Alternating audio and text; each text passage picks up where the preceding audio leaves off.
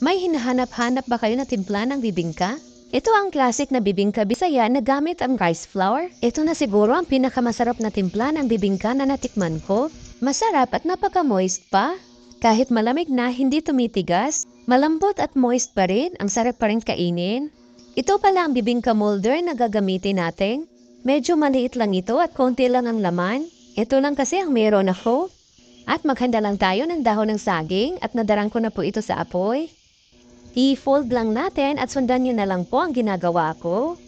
At i-cut lang natin. Naglagay lang pala ako dito ng konting allowance dahil medyo maliit ang molder natin. At gawin lang natin ito sa lahat. At dito sa ating mixing bowl, maglagay lang ng 1½ cup ng rice flour,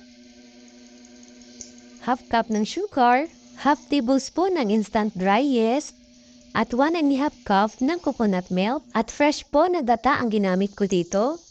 I-mix-mix lang natin at kapag na-mix na po natin itong mabuti, takpan lang natin ito ng plastic at i-rest lang po natin ito ng 1 hour. At gagawa muna tayo ng latik para mas lalong sumarap ang ating bibingka. Maglagay lang ng 1 cup ng coconut milk o gata. Fresh gata pa rin ang ginamit ko dito. Kung sa Bisaya panika ng padulong na maglunok, pero dili na to siya papulahon.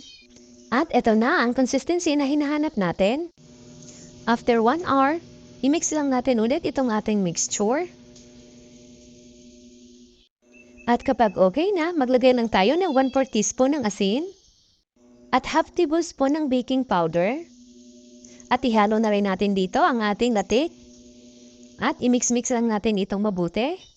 Make sure lang natin na nahalo nating mabuti ang baking powder. At kapag ganyan na po na nagbubbles na ang ating mixture, pwede na po natin yan ilagay sa ating mga molder. Inalagay ko na lang po ang ating mga ingredients sa comment section sa baba at sa dulo nitong video para kung gusto nyo gayahin ng ating recipe, mandali nyo lang po masundan. Na-preheat ko na po itong ating mini oven at lutuin lang natin ito ng 180 degrees Celsius for 20 minutes. At ayan na, luto na ang ating napakasarap na bibingka Bisaya. Pwede rin po kayo maglagay dito ng buko, mas masarap po yun. Perfect ang pagkakaluto. Ang sarap at nakakatakam ang ating bibingka.